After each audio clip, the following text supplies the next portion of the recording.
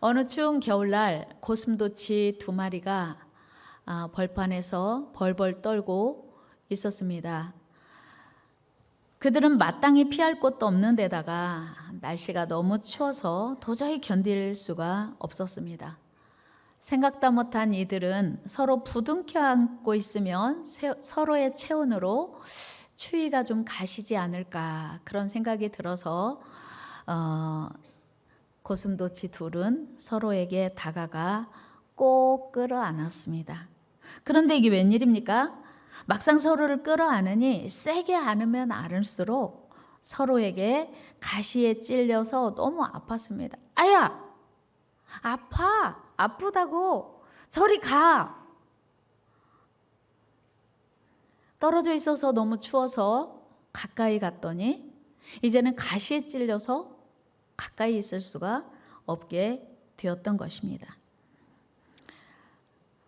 떨어져 있자니 춥고 끌어안고 있자니 너무 아파서 이러지도 저러지도 못하게 되었다는 것입니다. 여러분, 이것을 고슴도치 딜레마라고 하지요.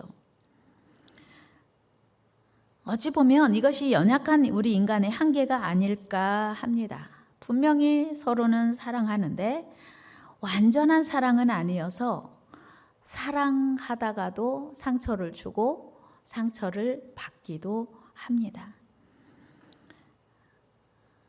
오늘 본문에서 우리 예수님은 안식일의 회당에 들어가셨습니다. 거기에 한쪽 손이 마른 사람이 있었습니다. 마침 안식일 논쟁이 있던 터라 거기 모인 많은 사람들은 안식일의 병을 고치는 것이 옳은가 예수님께 질문합니다. 예수님은 지금 틀림없이 한쪽 손 마른 사람을 만났으니 치료하실 거라는 기대 바리새인들이 하고 있습니다. 그런데 오늘이 안식일이어서 안식일의 병을 고치는 게 옳은가 질문하는 것입니다. 그때 예수님이 이렇게 말씀하십니다. 만일 안식일에 한 마리밖에 없는 양이 구덩이에 빠졌으면 어떻게 할 거냐? 아무도 대답을 하지 못했습니다. 하물며 사람은 양보다 훨씬 더 귀하지 않느냐는 것이었습니다. 우리 11절 말씀 같이 한번 읽습니다. 시작. 예수께서 이르시되 너희 중에 어떤 사람이 양 한 마리가 있어 안식일에 구덩이에 빠졌으면 끌어내지 않겠느냐. 사실 양이 빠졌으면 안식일이라고 해도 당연히 건지겠지요. 왜요? 가만히 두면 죽을 것이 뻔하기 때문이에요. 그러면 사람은 양보다 훨씬 귀한데 왜 사람을 치료하는 것이 부당하다고 하느냐, 그런 예수님의 말씀이었죠. 여러분, 지금 분위기로 보나 한쪽 손 마른 사람으로 입장으로 보나 지금 그곳에서 이 사람을 고치는 것은 논쟁이 분분할 일이 틀림없습니다. 만약에 고치면 안식일에 일을 했다고 옳지 않다고 할 것이고, 만약에 고쳐주지 않으면 예수님은 사랑이 없다고 하실 것입니다. 그런데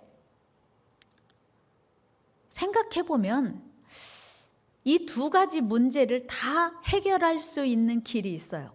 뭐냐면 아무도 안 보는 곳에 지금 바리새인들이 예수님을 예의주시하고 있기 때문에 사람들이 없는 곳에 이 사람을 데리고 가서 조용히 이 사람에게 손을 얹어서 내 마른 손이 치료될지어다. 그러면 바리새인들에게 시비를 받을 필요도 없고 이 사람도 사실 사람 많은 곳에 나와서 이제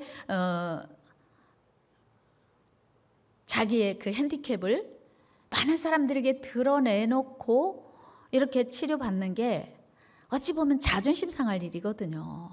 그런데 왜 예수님은 굳이 그렇게 안식일에 예수님이 이 사람을 고치는지 안 지키는지 궁금히 여기며 어떻게든 예수님에게 이제 그 실수를 잡아내려고 하는 바리새인들을 자극하는 일을 하셨는가?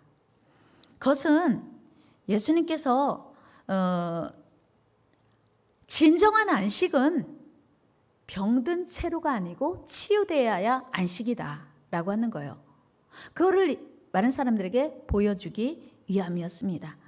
예수님의 의도는 안식일을 지키는 이유가 우리의 병든 몸과 마음을 고치고 회복시키시는 것이 안식일의 의미다라고 하는 거. 또한 진정한 안식은 병든 몸을 가지고가 아니라 병든 몸을 치유한 후에 진정한 안식을 할 수 있다고 하는 것을 예수님은 가르쳐 주고 싶으셨던 거예요. 여러분, 우리 예수님은요, 사실 지금 어찌 보면 우리 보통 사람 같으면 딜레마예요. 고치자니 안식일 논쟁에 휘말리고 고치지 않자니 이 사람이 불쌍한 거예요. 지금 예수님을 만났으니 지금 고침받아야 되는 거예요. 그러나 예수님은 주저하지 않고 이 사람을 고쳤다는 사실이에요. 그리고 그 핸디캡을 가지고 있는 사람 역시 주저하지 않고 예수님이 네 오른손을 내밀라. 지금 사람들이 다 쳐다보고 있는 가운데 자기의 그 핸디캡을 많은 사람들에게 드러내 보여주고 싶겠습니까? 그러나 예수님 말씀에 순종하여 이제 많은 사람들이 보는 가운데서 자기의 그 장애를 인정하고 내놓았더니 예수님이 그를 치료해 주었다고 하는 거. 이게 진정한 안식임을 예수님이 가르쳐 주시고 있는 것입니다. 뿐만 아니고 오늘 20절에서도 예수님은 상한 갈대를 꺾지 아니하며 꺼져가는 심지를 끄지 아니하신다고 말씀하고 있습니다. 여러분, 세상에 상처받지 않은 영혼이 어디 있겠습니까? 겉으로는 멀쩡하게 보여도 알고 보면 대부분의 사람, 아니 거의 모든 사람이 크고 작은 상처가 있습니다. 자라면서 부모에게 받은 상처도 있을 테고 형제들에게 받은 상처도 있을 것입니다.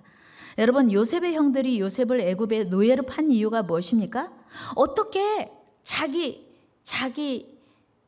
친형제를, 물론 이복 형제이긴 하지만 그것도 죽이려다가 애굽의 노예로 팔 수가 있겠습니까?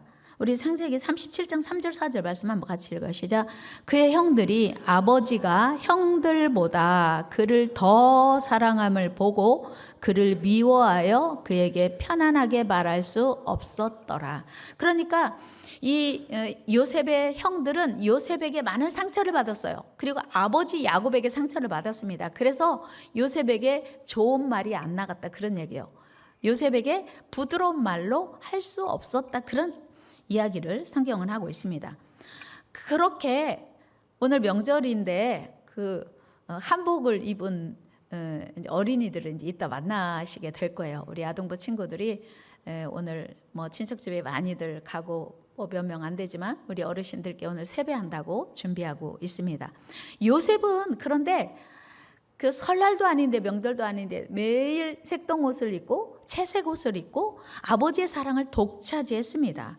그러니까 형들은 자기들을 차별 대우하는 아버지에게 상처를 받았고, 그리고 그 유난히 아버지의 사랑을 받는 그 요셉 때문에 상처를 받았던 것입니다. 그래서 마침내 동생 요셉을 애굽 상인들에게 팔아 넘기게 된 것입니다. 이처럼 상처를 주는 사람은 대수롭지 않게 여기지만 사실은 간단한 것이 아닙니다. 그런데 이처럼 엄청난 결과를 가져오는 상처는 누구나 줄 수 있고 받을 수 있습니다. 혹시 여러분 오늘 아침에 아니면 어제라도 가족들이 만났을 때 상처받는 일이 있으셨나요? 상처받을 말을 들으셨습니까? 상처를 주는 사람은 대수롭지 않게 말하고 대수롭지 않게 행동하는데 그 상대방은 그렇게 상처를 받을 수 있다는 사실이에요. 오늘 요셉의 형제들이 그동안에 그 동생 요셉 때문에 받은 상처들을 켜켜이 쌓아놓고 있다가 동생을 애굽에 팔아 넘겼다는 사실이에요. 우리 경험에서 아시듯이 한 번 받은 상처는 쉽게 가시지 않습니다. 그래서 상처를 주는 거 참 조심해야 되고 대단히 마음을 써야 할 일입니다. 그리고 한 번 받은 상처, 시간이 많이 지나도 잊혀지기도 하는데 잊혀지지 않는 그런 상처들이 또 있습니다. 그런데 이런 상처는 성장하는 과정에서 내가 원치 않아도 부모에게도 받을 수 있고 형제에게도 받을 수 있고 친구나 선생님들에게 또 가까운 어른들에게서도 받을 수 있습니다. 그런가 하면 사랑하여 결혼하고 행복한 가정을 꿈꾸는 부부끼리도 가끔씩은 상처를 주고받기도 합니다. 또한 때로는 자녀들로부터 상처를 받는 부모도 있습니다. 그래서 우리 인간은 서로 상처를 주고받으며 상처투성이로 살아간다 해도 과언이 아닙니다. 따라서 이런 상처투성이인 사람들에게 아무리 사랑하고 살자고 다짐을 해도 고슴도치들처럼 어쩔 수 없이 서로 찌르고 상처를 주는 아픈 관계가 될 수밖에 없습니다. 그래서 우리는 아픈 마음과 몸을 가지고 평생을 살아갑니다. 그래서 사랑하는 가족들끼리 오랜만에 만나도 만나기 전에는 만날 것이 기대되고 만나면 얼마나 기쁠까, 행복할까, 사랑해야지 이런 다짐을 하고 만나도 막상 만나보면 마음이 상하는 일들이 종종 있습니다. 그런데 그 아픈 상처, 아픈 그들을 치유하시는 분이 계십니다. 바로 우리 예수님이십니다. 우리 예수님은 우리를 치유하시되 결코 후유증 없이 완전하게 치유하십니다. 우리 한번 먼저 다짐하고 말씀 들읍시다. 상처 주지 맙시다. 옆 사람에게 좀 따뜻하게 우리 꼭 하자고 하는 마음으로 우리 상처 주지 맙시다. 그런데 중요한 건요, 상처를 내가 안 주려고 해도 알아서 받는 경우가 또 있어요. 그런데 상처를 받지 않기로 결단하는 것도 필요해요. 우리 옆 사람과 인사해요. 상처 받지 맙시다. 누가 우리에게 어떤 상처를 줘도 내가 안 받으면 돼요. 오늘 아침에 어떤 분이 저한테 세뱃돈 받으세요 하고 카톡으로 보냈어요. 세뱃돈을 제가 아직 안 받았어요. 안 받아도 돼요. 그러니까 상처를 누가 주는 것도 조심해야 하지만 상처를 안 받는 것도 중요해요. 내가 안 받으면 되거든요. 누가 나한테 뭘 줘도 내가 그냥 안 받아도 되는 거예요. 근데 우리는 상처받을 준비가 완료되어 있어요. 누가 나에게 상처 주든 받아야지. 그게 아니고 우리는 상처받지 않기로 결단한 은혜가 있기를 축복합니다. 큰 소리로 상처받지 맙시다. 상처받지 맙시다. 목사님, 상처 주는데 어떻게 안 받아요? 안 받을 수 있어요, 없어요? 있어요. 권사님, 이거 핸드폰 제가 드릴게요. 아, 괜찮아요. 안 받을게요. 저 있어요. 이거 안 받을 수 있거든요. 그러니까 다른 것도 마찬가지예요. 누가 나한테 듣기 싫은 얘기해도 그냥 안 받아도 돼요. 그게 훈련돼야 돼요. 그런데 어쩔 수 없이 나도 모르게 안 받으려고 했는데 받아져서 내 안에 잊혀지지 않는다면 좋은 수가 있어요. 우리 예수님이요, 우리의 상처를 치유하신대요. 회복시키신대요. 그 예수님을 의지하시기를 주의 이름으로 축복합니다. 오늘 본문 20절에 보니까 예수님은 상한 갈대를 꺾지 아니하고 꺼져가는 심지를 끄지 아니하시고 심판하여 이길 때까지 하신다고 약속하세요. 여러분, 우리 주님이요, 상한 갈대를 꺾어버리거나 버리지 않으신대요. 사랑 많으신 우리 예수님은 또 치료하신대요. 치료하실 능력이 있으시기 때문이에요. 여러분, 상한 갈대는요, 어디다 쓰겠어요? 그렇죠?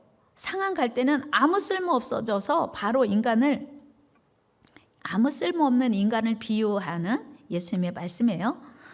여러분, 파스칼은요, 우리 인간을 생각하는 갈대래요. 그런데 예수님은요, 우리를 상한 갈대래요. 어떻게 달라요? 우리 예수님의 눈에는 치유가 필요한, 예수님의 사랑이 필요한 상한 갈대로 우리가 보이는 거예요. 여러분, 갈대가 뭐예요? 호숫가 또는 개울가에 서식하는 식물로 그다지 별 가치가 없어요. 유용성이 없는 것이 식물, 유용성 없는 식물이 갈대 아닙니까? 다만 갈대 중에도 고든 것들 그리고 굵은 것들은 그 옛날에 자가 없었을 때 그 어떤 물건을 측정하는 자로도 쓰고 회초리로도 써요. 우리 요한계시록 11장 1절 말씀 같이 읽어요. 시작. 또 내게 지팡이 같은 갈대를 주어 말하기를 일어나서 하나님의 성전과 제단과 그 안에서 경배하는 자들을 측량하되. 갈대로 측량을 했어요.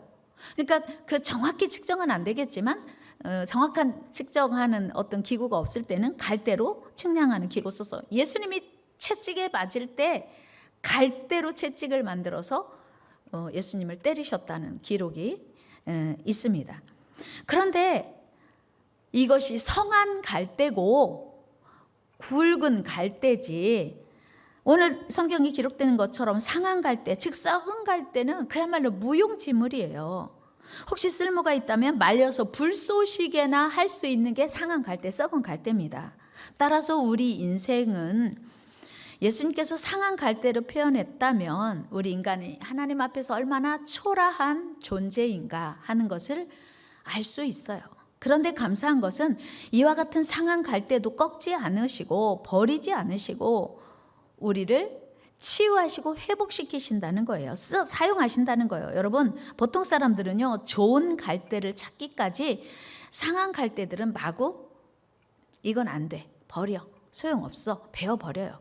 그런데 우리 주님은 상한 갈대도 불쌍히 여기시고 고치시고 버리시지 않는 자비의 왕이십니다. 우리 마태복음 9장 35절 말씀 읽어요. 시작.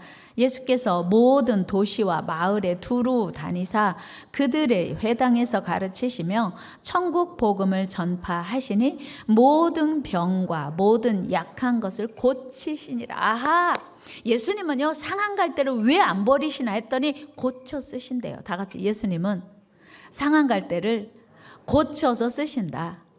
그렇습니다. 예수님은요, 상한 갈대를 버려버리지 않으시고 고쳐서 쓰시더라고 하는 거예요. 여러분, 예수님의 공생이 시작하기 이전에 직업이 무엇이었는지 아세요? 예수님의 직업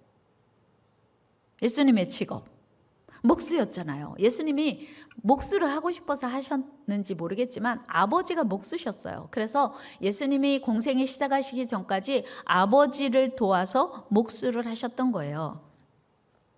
그런데 목수가 하는 일이 뭐예요?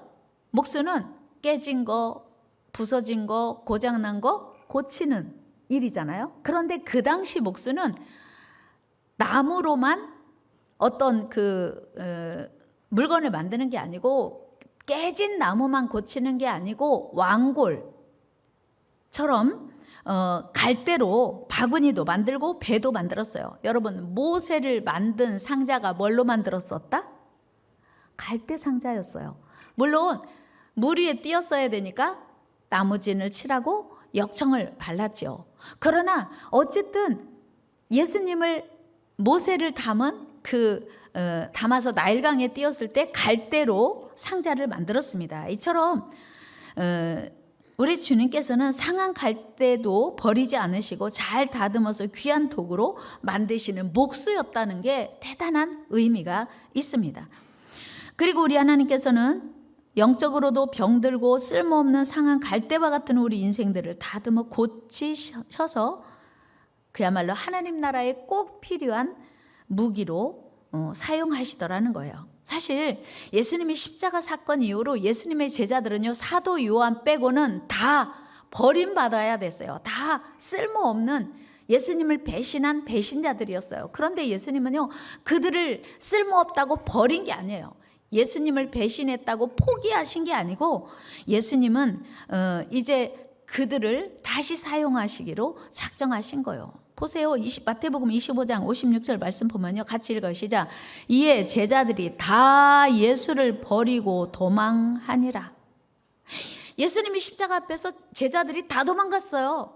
우리 같으면 그 제자들 쓸모없어, 다 버려버려, 배신자들이야, 그럴 텐데 예수님은 부활하신 이후에 쓸모없어서 버려버려야 할 제자들을 찾아가세요. 우리 요한복음 21장 6절 말씀 읽어요. 시작. 이르시되 그물을 배 오른편에 던지라, 그리하면 잡으리라 하시니 이에 던졌더니 물고기가 많아 그물을 들 수 없더라. 보세요. 예수님이 부활하셨다는 소식을 듣고도 예수님을 따르는 것이 아니고 바닷가로 고기 잡으러 갔습니다. 그런데 예수님은 그들을 또 찾아가셔서, 얘들아, 고기 잡았어? 아니요. 배 오른편에 그물을 던져봐. 거기 고기 많이 있을 거야. 그래서 그들에게 어마어마한 고기를 잡게 하셨어요. 그들이 그 고기를 잡았을 때 마음이 어떠했을까요? 예수님, 예수님에게 어떤 면목이 있었을까요? 우리는 예수님을 버렸는데, 예수님이 십자가에 죽으시니까 그것으로 끝날 줄 알고 예수님을 포기했는데, 예수님은 실패한 우리에게 찾아오셔서 다시 용기 주시고, 다시 세임 주시고, 다시 고기를 많이 잡을 수 있는 능력을 주시는구나. 얼마나 예수님 앞에 면목 없고 부끄럽고 죄송했겠습니까? 그리고 예수님이 그들에게 뭐라고 말씀하세요? 21장 15절 같이 읽어요. 시작. 그들이 조밥 먹은 후에 예수께서 시몬 베드로에게 이르시되 요한의 아들 시몬아 네가 이 사람들보다 나를 더 사랑하느냐 하시니 이르시되 주님 그러하나이다. 내가 주님을 사랑하는 줄 주님께서 아시나이다. 이르시되 내 양을 먹이라 하시고 아멘. 지금 빈 배를 가득 채워주신 것도 죄송하고 황송한데, 배고픈 그들에게 밤새 고기 잡기로 지친 그들에게 이제 조반을 차려주시고 같이 식사하신 후에 물어보시는 거예요. 얘들아 너희가 나를 아직도 사랑하니? 그때 사랑합니다 대답하기 얼마나 어려웠겠어요. 예수님을 배반하고 도망갔으니. 그런데 3번 연거푸 질문하세요. 왜요? 베드로가 예수님을 3번 모른다고 부인했거든요. 그러니까 3번 모른다고 부인했던 그 실패를 다시 만회하기 위해서 예수님이 3번 다시 질문하시는 거예요. 네가 나를 사랑하느냐? 그리고 사명 주세요. 내 양을 먹이라, 내 어린 양을 치라.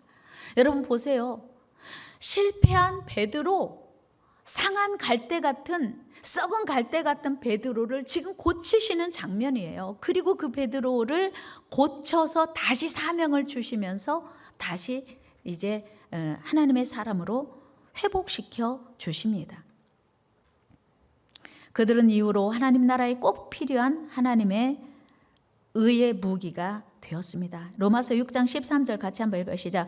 또한 너희 지체를 불의의 무기로 죄에게 내주지 말고 오직 너희 자신을 죽은 자 가운데서 다시 살아나신 자 같이 하나님께 드리며 너희 지체를 의의 무기로 하나님께 드리라. 보세요. 불의의 무기로 죄에게 주지 말고 의의 무기로 하나님께 쓰임받는 지체가 되라는 거예요. 오늘 베드로가 실패했어요. 썩은 갈대, 상한 갈대처럼 버릴 수도 있지만 다시 그에게 이제 치료하시고 회복시켜 주셔서 사명을 주셔서 의의 무기가 되게 하셨습니다. 보세요 여러분. 사도행전의 베드로는요 복음서의 베드로와는 판이하게 다릅니다.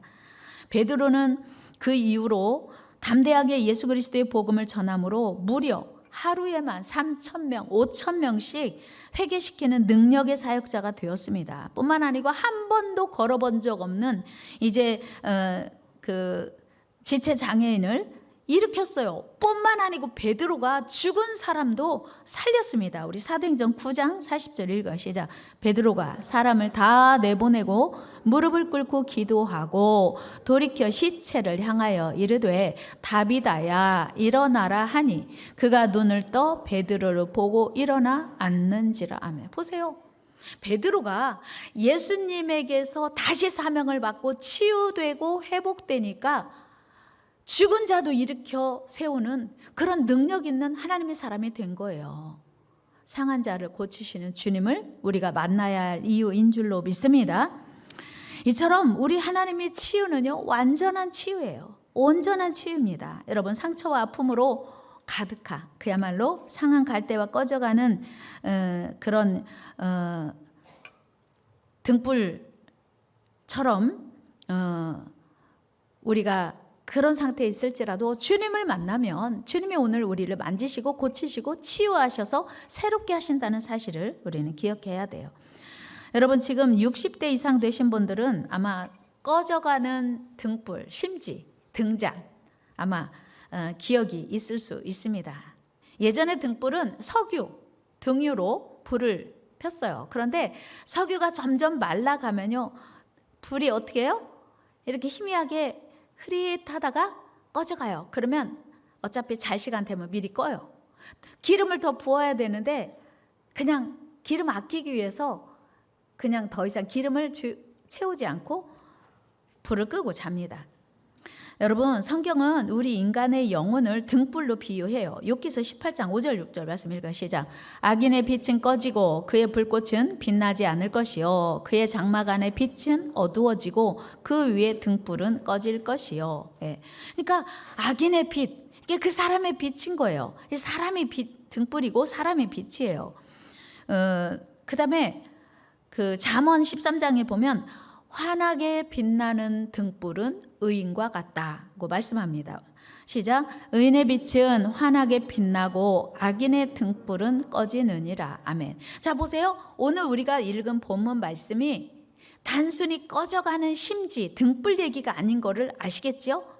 상한 갈 때도 우리를 이야기하는 것이고 꺼져가는 심지도 우리 인간을 묘사하고 있다는 사실이에요. 그렇다면 꺼져가는 등불이란 무엇일까요? 그것은 하나님께 대한 소망이 꺼져가는 메마른 영혼, 열정이 식은, 신앙의 열정이 식은 성도를 가리키는 말씀으로 해석할 수 있습니다. 여러분, 꺼져가는 등불로는 아무것도 할 수 없어요. 혹시 꺼져가는 등불이 이해가 안 되시면 우리 일회용 그 버너 쓰죠. 거기에 보면 그 가스를 충전해가지고 사용하는데 가스가 다 하여가면요 불이 점점 약하여 가다가 나중에 그 불이 뭐라 그럴까요? 힘없이 그냥 사그러들어 버려요. 기억해야 될 것은 열정이 있어야, 기름이 있어야, 그러니까 꺼져가는 심지가 아니고 그 충만한 그 환한 그런 등불이어야 어떤 일을 할 수 있어요. 신앙생활도요. 영적 열정이 있어야 신앙생활 잘할 수 있습니다. 열정이 있어야 큰 일도 할 수 있습니다. 열정이 있어야 어떤 분야의 업적도 남길 수 있습니다. 예술도 종교 생활도 왕성하게 할 수 있습니다. 훌륭하게 수행할 수 있습니다. 여러분, 기름이 충분하여 환하게 빛나는 등불 같은 성도가 되고 싶으십니까? 그렇게 되기를 축복합니다.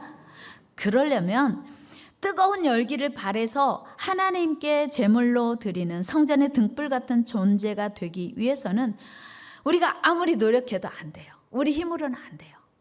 우리는요, 내가 절대로 주님을 멀리하지 않으리라, 내가 신앙이 절대로 식지 않으리라, 열정적으로 신앙생활을 하리라, 그렇게 결단하잖아요. 우리 2023년 그렇게 신앙생활하기를 축복합니다. 우리 열정적으로 신앙생활 합시다. 우리 열정적으로 신앙생활 합시다. 뜨겁게 신앙생활 합시다. 그러나 그렇게 우리가 다짐한다고 해서 우리 열정이 계속되는 것이 아닌 것을 우리는 경험을 통해서 알게 됩니다. 그럼 어떻게 해야 됩니까? 나도 모르게 신앙이 식어가고 형식적이 되고 기교적이 될 때가 있습니다. 이때 우리는 다시 기름을 공급해 주시는 분, 바로 예수 그리스도를 사모해야 돼요. 만나야 돼요. 우리는 이 사실을 늘 기억해야 돼요. 존 버년의 철로 역정을 보면 신앙의 화덕에 연료를 계속 공급하는 이가 등장합니다. 그분이 누구요? 예수 그리스도라고 철로 역정은 말하고 있습니다. 그러니까 예수 그리스도를 통해서 신앙이 뜨거워지기도 하고 지친 우리에게 다시 힘을 주기도 합니다. 우리 사도행전 18장 9절 10절 말씀 읽어요. 시작. 밤에 주께서 환상 가운데 바울에게 말씀하시되 두려워하지 말며 침묵하지 말고 말하라. 내가 너와 함께 있음에 어떤 사람도 너를 대적하여 해롭게 할 자가 없을 것이니 이는 이 성중의 내 백성이 많음이라 하시더라. 아멘. 지금 사도 바울이 두려워하고 있어요. 그리고 지금 복음을 열심히 전하지 못하고 있습니다. 그러니까 하나님이 두려워하지 말고 침묵하지 말라. 환상 중에 위로하시고 격려하시고 힘 주시는 거예요. 그러면서 내가 너와 함께 할 사람, 그리고 내가 너를 대적할 사람을 없게 할 거야. 그리고 이 성중에 너를 도울 자가 많을 거야. 내 백성이 많다. 이렇게 하나님이 꿈속에서 환상 중에 위로하시고 격려하시는 거예요. 또한 우리 성도들도 하나님께서 친히 찾아오셔서 꿈속에서나 환상 중에나 또는 말씀 들을 때나 또는 성도들끼리 이렇게 위로하고 힘을 줄 수 있습니다. 그래서 우리 꺼져가는 신앙을 다시 회복시켜 주시기도 합니다. 여러분, 그 은혜로 오늘 우리가 이 자리까지 와 있는 거예요. 내가 내 힘으로 오늘 여기까지 온 게 아니고 때로는 환상으로, 때로는 꿈으로, 때로는 하나님의 음성으로, 때로는 말씀으로, 때로는 설교를 통해서도, 때로는 우리 성도들끼리 위로하고 격려하는 그 힘으로 오늘 여기까지 온 줄로 믿습니다. 사랑하는 여러분, 혹시 이 자리에 계신 여러분 중에 여러 가지 상처로 인해서 낙심 중에 계신 분 계십니까? 오늘 말씀으로 다시 힘을 얻으시기 바랍니다. 우리 주님은요, 상한 깔 때 절대 꺾지 않으신대요. 버리지도 않으신대요. 꺼져가는 심지도 포기하지 않으신답니다. 새롭게 하시는 하나님, 꺼져가는 등불도 다시 살리시는 자비로운 주님이 저와 여러분들이 믿는 하나님이신 줄로 믿습니다. 여러분, 우리는 누구나 할 거 없이 세상의 기준으로 보면 겉으로는 괜찮아 보이고 능력이 있어 보여도 하나님의 기준으로 보면 상한 갈 때에 자체입니다. 꺼져가는 심지 같은 연약한 존재입니다. 그러나 주님 손에 붙들리기만 하면, 하나님의 은혜를 덧입기만 하면 전혀 새로운 존재로 새롭게 거듭날 수 있습니다. 그러므로 오늘 우리에게는 완전하게 치유하시고 회복시키신 하나님의 은혜가 필요합니다. 오늘 참 모처럼 정말 3년 만에 오신 분들이 계셔요. 또 오랜만에 가족들도 이제 코로나 팬데믹 이후로 가족들도 모이기도 어려웠기도 하지만 또 가족들이 같이 교회에 오는 것도 되게 조심스러워서 참 오랜만에 오신 분들이 많은데 너무 반갑고 감사하고요. 이제 다음 주가 지나면 마스크를 실내에서 벗어도 된대요. 이제 자기가 선택하면 돼요. 쓰고 싶은 분은 쓰고 교회 안에서도 이제 마스크 벗고 예배해도 되거든요. 그런데 정말 중요한 것은 우리가 마스크를 써도 되고 안 써도 되지만 예수는 믿어도 되고 안 믿어도 되는 게 아니라는 사실이에요. 왜요? 우리를 치유하시고 회복시키실 분은 오직 예수 한 분뿐이시기 때문입니다. 우리는 그래서 아무리 힘들고 어려워도 나 자신을 의지하기보다, 세상을 의지하기보다 주님을 의지하고 하나님만을 의지해야 합니다. 우리 고린도후서 1장 8절 9절 말씀 읽어 시작. 형제들아, 우리가 아시아에서 당한 환난을 너희가 모르기를 원하지 아니하노니 힘에 겹도록 심한 고난을 당하여 살 소망까지 끊어지고 우리는 우리 자신이 사형 선고를 받은 줄 알았으니 이는 우리로 자기를 의지하지 말고 오직 죽은 자를 다시 살리시는 하나님만 의지하게 하심이라. 아멘. 우리가 시련과 고난과 환난을 당한 이유가 하나님만을 의지해야 된다는 것을 확고히 깨닫게 하기 위함이라고 하는 거예요. 이제 말씀을 정리합니다. 철학자 니체는 신은 죽었다고 말했지요. 그러나 죽은 것은 신이 아니고 니체가 죽었습니다.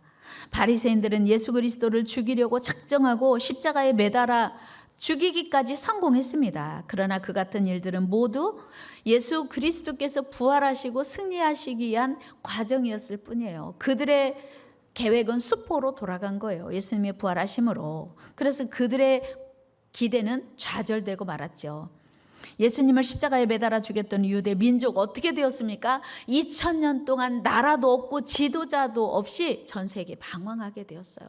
여러분, 하나님을 배반하고 하나님을 멀리하는 자의 결과입니다. 그러나 오직 하나님만을 믿고 하나님만을 온전히 섬기기 위해서 신앙의 자유를 찾아서 영국에서 청교도들이 이제 오직 신앙의 자유 하나만을 구가하며 세웠던 나라 미국, 지금은 많이 변질되어 가고 있습니다만은 불과 건국 200여 년이 불과한 미국이 전 세계에 이제 1등 국가가 된 것은 오직 하나님만을 사랑하고 사모하기로 결단하고 시작한 나라이기 때문입니다. 그러나 똑같이 영국에서 출발한 일단의 무리들이 금을 찾아서 멕시코 등 남미로 갔던 사람들은 지금 어떻게 되었습니까? 금을 찾아서 부자가 되고도 했지만 세계에서 가장 가난한 나라들을 면치 못하고 있다는 사실은 우리에게 많은 것을 가르쳐 주고 있습니다. 여러분, 우리의 육체뿐만 아니라 영혼까지 치유하시고 회복시키시는 분은 오직 우리 주 예수 그리스도뿐입니다. 우리는 지금 구정 명절을 지내고 있습니다. 이 사실을 깊이 인식하고 만나는 가족에게 어떤 기대나 희망을 걸기보다는 함께 우리 영원한 희망 되시고 영원한 치유자 되시고 영원히 우리를 완전하게 회복시키시는 주님께 함께 나아가는 그런 기회가 되기를 주의 이름으로 축복합니다. 그 예수 그리스도로 말미암아 내가 먼저 치유되고 회복되어 우리를 만나는 가족들을 또 품을 수 있는 그런 은혜가 있기를 주의 이름으로 축복합니다. 우리는 모두 다 상처 입은 자들입니다. 어른은 어른대로, 아이들은 아이들대로, 기대가 크면 클수록 고슴도치처럼 상처가 실망을 안겨줄 수 있습니다. 우리 옆 사람 인사합니다. 우리 기대하지 맙시다. 우리의 기대는 오직 하나님이십니다. 여러분, 이번 명절에 우리 자녀가 나에게 용돈을 아마 많이 줄 거야 라고 기대하면 할수록 상처받을 수 있어요. 또 어린 자녀들도 이번 명절에 우리 부모님이, 할머니, 할아버지가 용돈을 많이 줄 거야 기대하면 할수록 실망이 클 수 있습니다. 그러나 우리 하나님은 우리를 영원히 실망시켜 주시지 않는 것을 기억하시고 주님을 사랑하시고 하나님을 더 의지하는 저와 여러분 되기를 주의 이름으로 축원합니다. 하나님 감사합니다. 우리를 영원한 치유, 완전한 치유, 온전한 회복 시키시는 하나님을 찬양하고 의지합니다. 우리는 오직 주님만 바라보고 의지하기를 결단합니다. 우리에게 참 평안과 기쁨을 주시옵소서. 2023년 한 해 우리에게 온전한 위로자, 치료자 되시는 예수님만 사랑하게 하여 주옵소서. 예수님의 이름으로 기도드리옵나이다. 아멘. 이 마음이 상한 자를 고치시는 주님 찬양하시면서 준비하신 예물 하나님께 올려드리겠습니다.